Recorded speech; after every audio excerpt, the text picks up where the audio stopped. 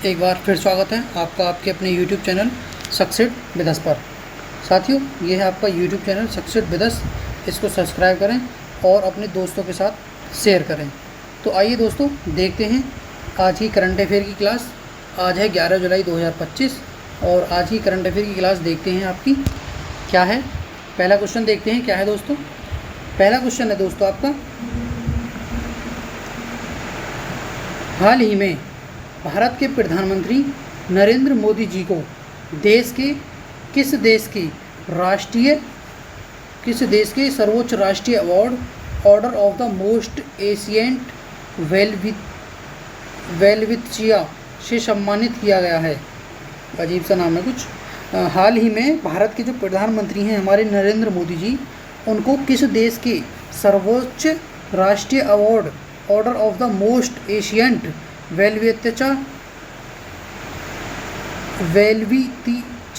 वेलविथिया से सम्मानित किया गया है।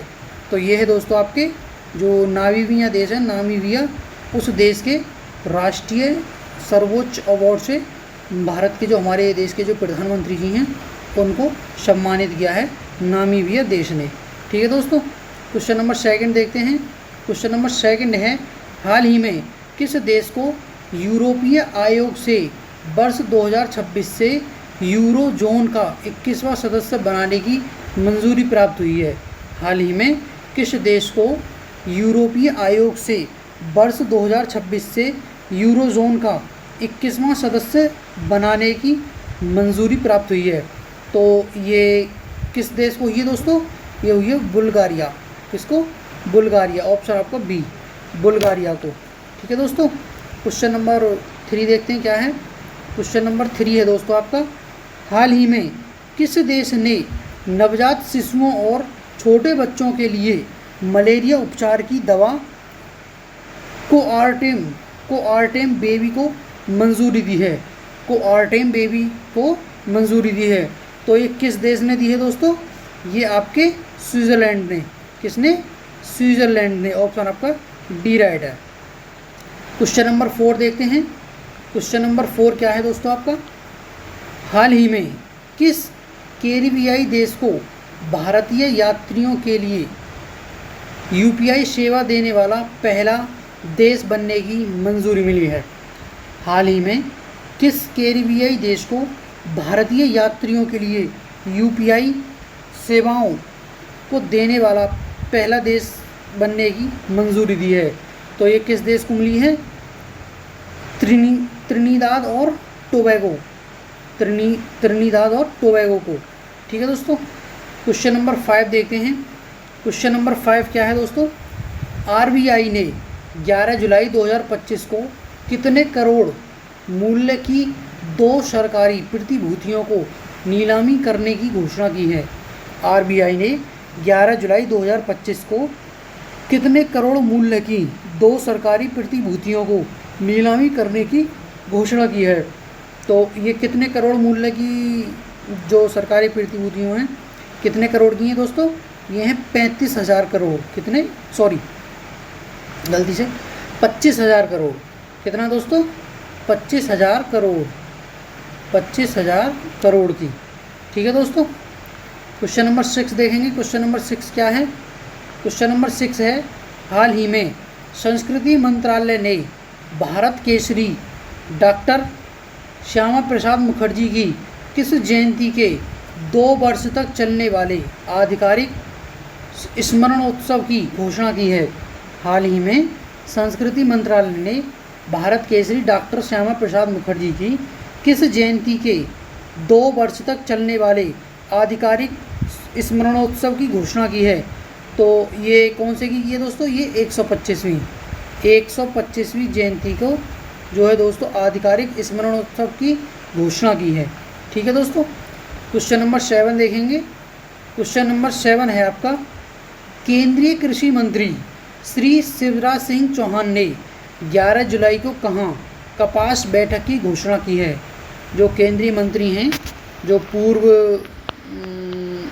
मध्य प्रदेश के जो सीएम थे और अब हैं केंद्रीय कृषि मंत्री श्री शिवराज सिंह चौहान, उन्होंने 11 जुलाई को कहाँ कपास बैठक की घोषणा की है? तो वो कहाँ पर की है? कोयम्बटूर में। ऑप्शन आपका ए, कोयम्बटूर में।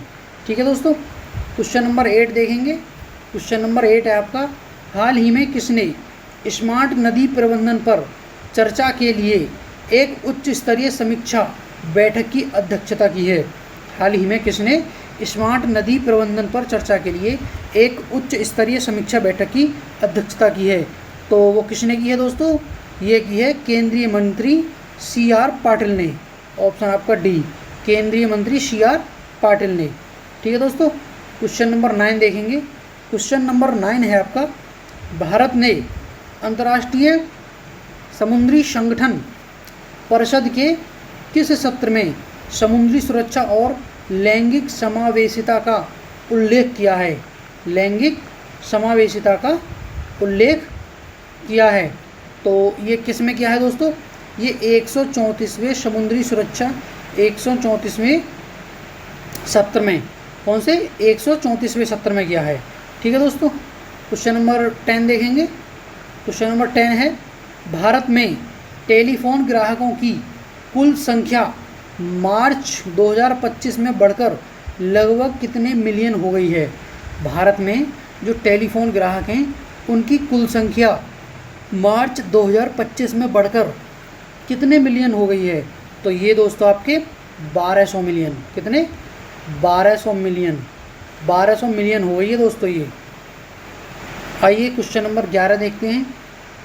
क्वेश्चन नंबर 11 है आपका, अंतर्राष्ट्रीय बौद्ध परिसंघ द्वारा 10 जुलाई 2025 को आषाढ़ पूर्णिमा के अवसर पर कहाँ धम्मचक्कपवन वतन दिवस मनाया गया? ये देख लेना क्या है। अंतर्राष्ट्रीय बौद्ध परिषद संघ द्वारा 10 जुलाई 2025 को आषाढ़ पूर्णिमा के अवसर पर कहाँ धम्मचक्कपवन दिवस मनाया गया? तो ये कहाँ पर मनाया गया दोस्तों आपका? ये आपका सारनाथ में। कहाँ पर? सारनाथ में। ठीक है, क्वेश्चन नंबर 12 देखते हैं। क्वेश्चन नंबर 12 है दोस्तों आपका, हाल ही में किस राज्य सरकार द्वारा मुख्यमंत्री सेहत योजना शुरू की गई है? हाल ही में किस राज्य सरकार द्वारा मुख्यमंत्री सेहत योजना शुरू की गई है? तो ये किसके द्वारा शुरू की गई है? ये पंजाब राज्य की जो आपकी गवर्नमेंट है, आपकी आम आदमी पार्टी की, उनके जो मुख्यमंत्री हैं उन्होंने ये मुख्यमंत्री सेहत योजना शुरू की है। ठीक है दोस्तों, आइए क्वेश्चन नंबर 13 देखते हैं। क्वेश्चन नंबर 13 है, क्या है, हाल ही में किस राज्य सरकार ने राज्य के युवाओं को अधिक रोजगार के अवसर उपलब्ध कराने के उद्देश्य से क्या युवा आयोग गठित करने की घोषणा की है? हाल ही में किस राज्य सरकार ने राज्य के युवाओं को अधिक रोजगार के अवसर उपलब्ध कराने के उद्देश्य से युवा आयोग गठित करने की घोषणा की है? तो ये किस राज्य की सरकार ने की है दोस्तों? ये आपके बिहार राज्य की, बिहार राज्य की सरकार ने एक युवा आयोग गठित करने की जो है घोषणा की है। ठीक है दोस्तों, आइए क्वेश्चन नंबर 14 देखते हैं। क्वेश्चन नंबर 14 है आपका दोस्तों, हाल ही में BMW ग्रुप इंडिया किसको अपना नया अध्यक्ष और मुख्य कार्यकारी अधिकारी यानी CEO नियुक्त किया है? हाल ही में BMW ग्रुप इंडिया किसको अपना नया अध्यक्ष और मुख्य कार्यकारी अधिकारी यानी CEO नियुक्त किया है? तो ये किसको किया है? ये किया है आपके दोस्तों हरदीप सिंह बरार। ऑप्शन ए आपका हरदीप सिंह बरार को। ठीक है दोस्तों, क्वेश्चन नंबर 15 देखेंगे। क्वेश्चन नंबर 15 है आपका, हाल ही में संयुक्त राष्ट्र महासभा UNGA ने किस देश में महिलाओं पर अत्याचार खत्म करने की अपील का प्रस्ताव पारित किया है? हाल ही में संयुक्त राष्ट्र महासभा UNGA ने किस देश में महिलाओं पर अत्याचार खत्म करने की अपील का प्रस्ताव पारित किया है? तो ये दोस्तों आपकी किसने? अफ़गानिस्तान में। कहाँ पर? अफ़गानिस्तान में। ठीक है दोस्तों, तो ये थे आपकी करंट अफेयर के कुछ 15 क्वेश्चन, और अब देखेंगे आपकी स्टैटिक जीके के 5 क्वेश्चन। ठीक है दोस्तों, तो ये है क्वेश्चन नंबर 16 और स्टैटिक जीके का आपका फर्स्ट क्वेश्चन। ठीक है, तो आइए देखते हैं क्या है। निम्नलिखित में से कौन सा प्रथम यूरोपीय व्यक्ति था जिसने पूर्व क्षेत्र अर्जित करने के उद्देश्य से भारतीय राजाओं के झगड़ों में दखल देने की नीति आरंभ की थी। भारतीय राजाओं में के झगड़ों में दखल देने की नीति जो है आरंभ की थी। तो वो कौन था? वो था डुप्ले। कौन? डुप्ले। ठीक है दोस्तों, ऑप्शन आपका बी, डुप्ले। और क्वेश्चन नंबर 17 देखेंगे। क्वेश्चन नंबर 17 है आपका, निम्नलिखित स्वतंत्रता सेनानियों में से किसने इटली के क्रांतिकारी मेजिनी यानी मत्सिनी को अपना राजनीतिक गुरु माना था? निम्नलिखित में से स्वतंत्रता सेनानियों में से किसने इटली के क्रांतिकारी मेजिनी यानी मत्सिनी को अपना राजनीतिक गुरु माना था? तो वो किसने माना था? लाला लाजपत राय जी ने। किन्होंने? लाला लाजपत राय जी ने। ठीक है दोस्तों, एक सेकंड।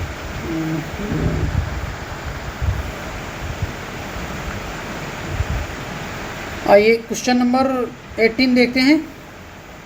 क्वेश्चन नंबर 18 है आपका दोस्तों, निम्नलिखित में से कौन सा एक असमानता घटाने का उपाय नहीं है? निम्नलिखित में से कौन सा एक असमानता घटाने का उपाय नहीं है? तो वो क्या है दोस्तों? अर्थव्यवस्था का उदारीकरण। अर्थव्यवस्था का उदारीकरण, ऑप्शन आपका डी राइट है। ठीक है दोस्तों, आइए क्वेश्चन नंबर 19 देखते हैं। क्वेश्चन नंबर 19 है आपका, स्वर्ण जयंती ग्राम स्वरोजगार योजना का आरंभ कब हुआ था? स्वर्ण जयंती ग्राम स्वरोजगार योजना का आरंभ कब हुआ था? तो ये दोस्तों आपका हुआ था अप्रैल 1999 में। अप्रैल 1999 में। ठीक है दोस्तों, आइए आज की क्लास का लास्ट क्वेश्चन देखते हैं। Question number 20। तो क्या है? निम्नलिखित में से किसका नाम वर्ष 1857 के विद्रोह से संबंधित नहीं है? निम्नलिखित में से किसका नाम 1857 के विद्रोह से संबंधित नहीं है? तो वो हैं खुदीराम बोस। खुदीराम बोस का नाम दोस्तों 1857 से रिलेटेड 1857 के विद्रोह से संबंधित नहीं है। ठीक है दोस्तों, तो ये थे आपके आज की क्लास के कुछ 20 क्वेश्चन और ये है आपकी आंसर की। इसको चेक कर सकते हैं एक बार। और दोस्तों ये है आपका आज का सुविचार। क्या है देखते हैं। असफलता को दिल पर हावी न होने दें। अगर आप किसी चीज़ में असफल हो रहे हो तो उसे अपने दिल पर हावी न होने दें। परीक्षा उन्हीं की होती है जो उसके लायक होते हैं। समझे? परीक्षा उन्हीं की ली जाती है जो उस परीक्षा को देने के लायक होते हैं। ठीक है दोस्तों, तो ये था आपका आज का सुविचार, बहुत ही मोटिवेशन देने वाला। और दोस्तों अगर आपको वीडियो अच्छी लगे तो उसको लाइक करें और कमेंट करें और अपने दोस्तों के साथ शेयर करें ज़्यादा से ज़्यादा। ठीक है दोस्तों, और ये आपका एक प्यारा सा प्लेटफॉर्म है, आपका यूट्यूब चैनल है आपका अपना, इसको सब्सक्राइब करें। ठीक है दोस्तों, थैंक यू।